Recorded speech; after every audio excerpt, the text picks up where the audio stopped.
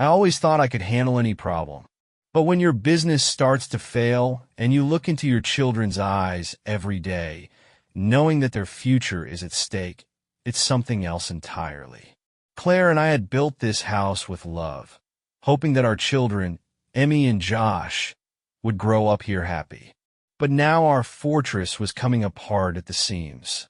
I started my company a few years ago, investing all our savings.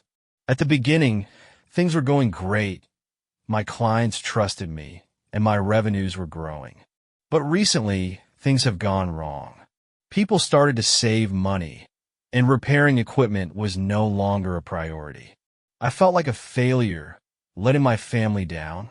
Claire has always been my rock. She worked part-time to spend more time with the kids. She was doing her best to keep us going, but I could see she was tired. This became especially noticeable when we found out about Emma's asthma. Her treatment was expensive, and even the smallest bills seemed overwhelming. We could barely make ends meet. I started spending more time at work trying to find a solution. I didn't even notice how I was avoiding talking to Claire more and more. What could I tell her? That I didn't know how to save us from our debts? I was ashamed of myself, but I could see her anxiety turning into something more, fear. One day, Claire said she was going to a charity event at school. I thought that was good. Maybe she needed a little distraction. But I didn't know that this event would change everything. When she came home, I felt that something had changed. She was thoughtful and reluctant to talk about what happened at the event. I didn't pay much attention to it. I thought it was just fatigue. But later I noticed that she started spending more time with her phone. Sometimes I would hear snippets of her conversations that made me wary. I knew that Claire had met someone at that event. She mentioned the name Logan, and I immediately remembered this man from our student days. He was always successful and confident, but there was something about him that I didn't like. Now I realized that he had reappeared in her life. I started paying more attention to her behavior. She became nervous when she received messages and disappeared from time to time, saying it was something to do with work. Questions kept popping up in my head, and I was afraid to get answers. Soon I found out the truth, and it was a blow to me.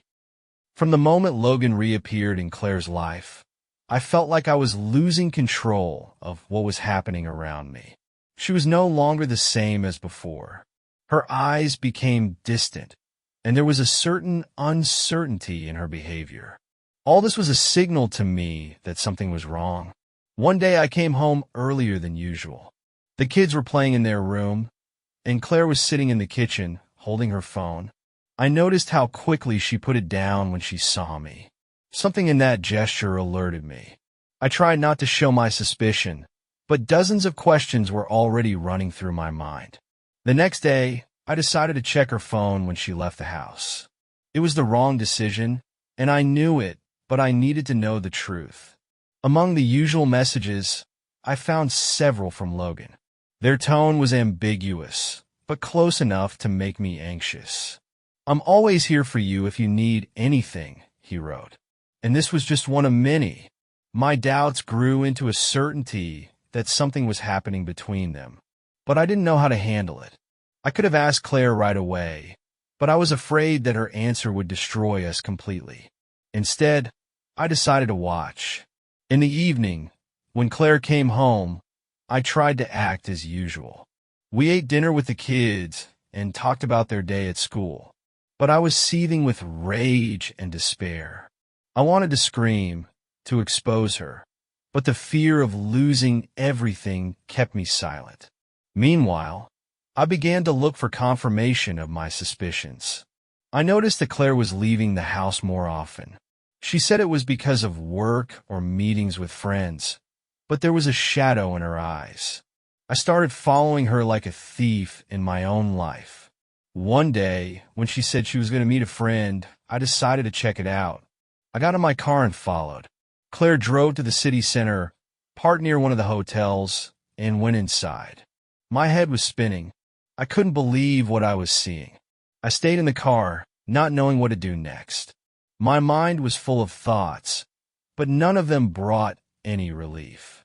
I felt betrayed and humiliated. It was the moment when everything I had built over the years started to fall apart like a house of cards. When Claire came home that night, I couldn't hold back any longer. I felt like I had to tell her everything on my mind. But as I sat in the kitchen in the dark, I realized I wasn't ready to have that conversation. I was broken, but I didn't want to make the final decision. The following days were a real test for me. I tried to behave as usual, but pain and suspicion were eating me up inside. I no longer knew who to trust and whether it was even worth fighting for our future. The weeks that followed were a constant struggle for me between wanting to know the truth and fearing to hear something that would destroy our lives. Every day, I watched Claire trying to find answers. Her behavior seemed even more mysterious. She was alienated, but she tried to hide it behind a tight smile. Claire began to spend more time outside the house. Her explanations always sounded convincing, but I could no longer trust them. Every time she talked on the phone, every time she went out in the evening, I had more doubts. Images arose in my head that I couldn't shake. Where does she go? Who does she spend time with? And most importantly, why is she hiding it from me? One day, when she said she had to go to the store, I decided to follow her. My heart was pounding when I saw her get into the car and head in the opposite direction from the supermarket. I followed at a distance, keeping far enough away to go unnoticed. Her route led me to the same hotel I had seen her at earlier. She parked, got out of the car, and quickly disappeared behind the door. I stayed in the car, trying to collect my thoughts. What was I supposed to do? Go in after her? Wait for her to return? Or should I just go home and pretend it never happened? I waited. About an hour passed before she came out again. She had a look of tension on her face that she tried to hide. She got into her car and drove away. I got home before her and pretended that nothing had happened. But everything was boiling inside me. A few days later, I accidentally found a document in her bag. It was a bank check for a substantial sum, made out to Logan. My heart sank. There was no doubt in my mind that it was proof that there was something between them. But instead of anger, I felt fear. Fear for our family, for our future. That night, I hardly slept. I lay in bed next to Claire and looked at the ceiling, trying to figure out what to do next. My life became a complete chaos. I couldn't work, I couldn't focus on my children. My whole existence was reduced to one thought. What should I do? The next morning I decided to reach out to Logan. I found his number in Claire's phone and arranged a meeting. We met in a cafe in the city center. I sat at the table, waiting for him to arrive, and felt everything boiling inside me. When he showed up, I immediately realized that this was not just random help. His calm confidence only reinforced my suspicions. He admitted that he had helped Claire with her financial difficulties, but that didn't explain everything. I realized that she had approached him first. It was like a stab in the back. Why didn't she come to me? Why didn't she confide in me? I returned home with a heavy heart. My mind was full of thoughts that would not let me rest. I tried to find an excuse for her actions, but every attempt ended in even more despair. My wife, whom I loved more than anything, was hiding something from me that was so important that it could have destroyed us. I spent the next few days in deep thought. I tried to find the right moment to talk to Claire. It couldn't be a simple argument. I knew I had to discuss everything calmly, but openly. I needed to understand her motives, even if it was painful. When the moment came, I felt like my heart was ready to explode. I sat in front of her, trying to find the right words. She looked calm, but I could see the tension in her eyes.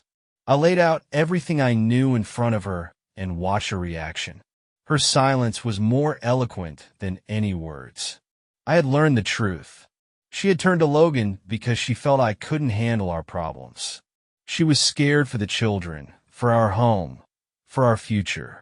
She didn't mean to offend me, but her decision came as a blow to me. I realized that my own pride and silence had created this gap between us. This conversation was a turning point. I felt that I could no longer live in uncertainty. We had to decide whether we were willing to fight for our marriage or whether it was better to let each other go. I knew that this decision would not be easy, but there was no other way.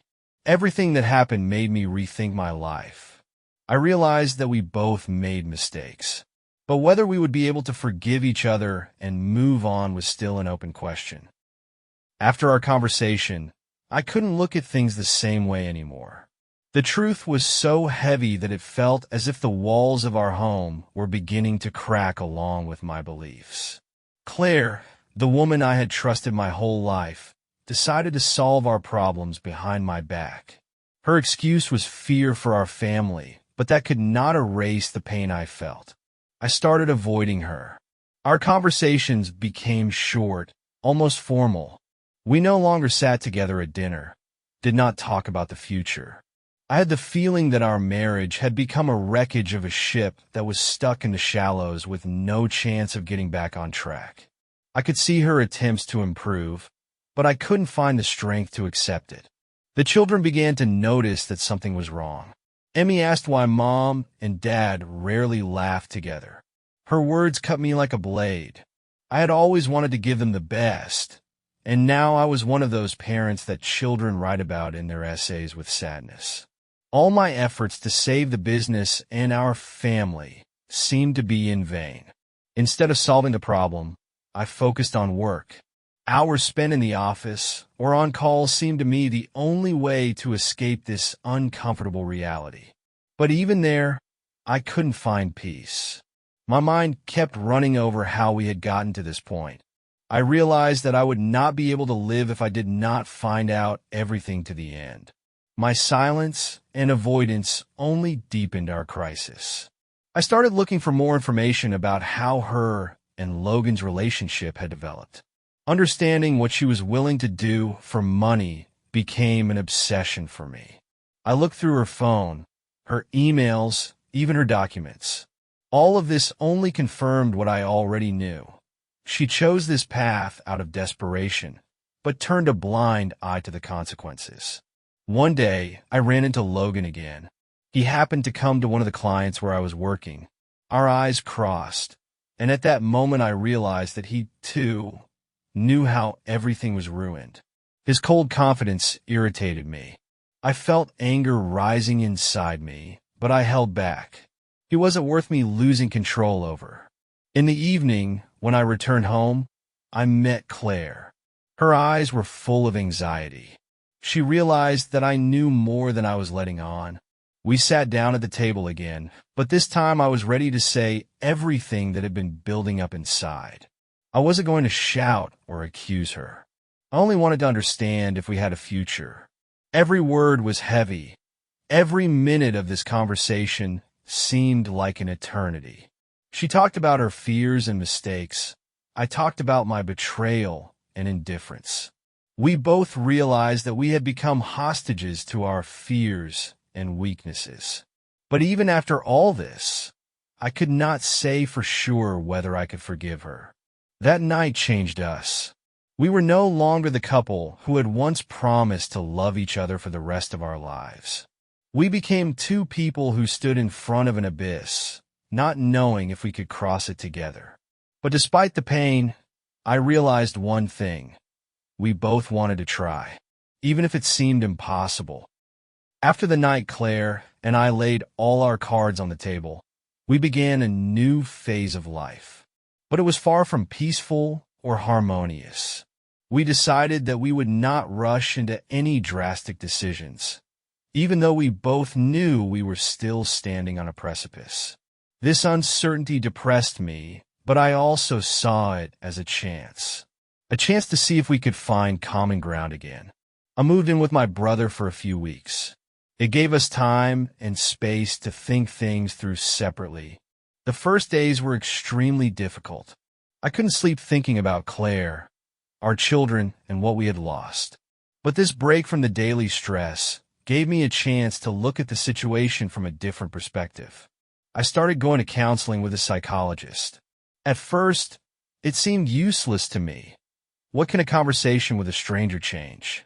But gradually I realized that I needed not only to understand Claire, but also to understand myself. I had always prided myself on my ability to solve problems on my own, but now I realized that this was my biggest mistake. My pride, my refusal to recognize my weaknesses, was one of the factors that led us to this crisis. Claire, in turn, also began to work on herself. She signed up for sessions with a family psychologist and also stopped all contact with Logan. I knew it was a difficult decision for her, because she was beginning to feel indebted to him for his help. But she realized that this connection only deepened our crisis. A month later, we decided to try to work on our marriage together. Joint counseling became a real challenge for us. At each session, we rediscovered the wounds that had been hidden under the surface of our lives for years. We talked about everything, about my silence, about her fears, about those moments when we both felt lonely, even though we were close. These conversations were painful, but also healing.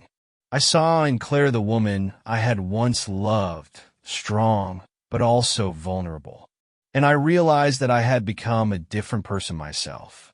My desire to protect my family was now accompanied by the realization that protection is not only about ensuring material well-being, but also about support, trust, listening, and hearing. Our children also felt the change.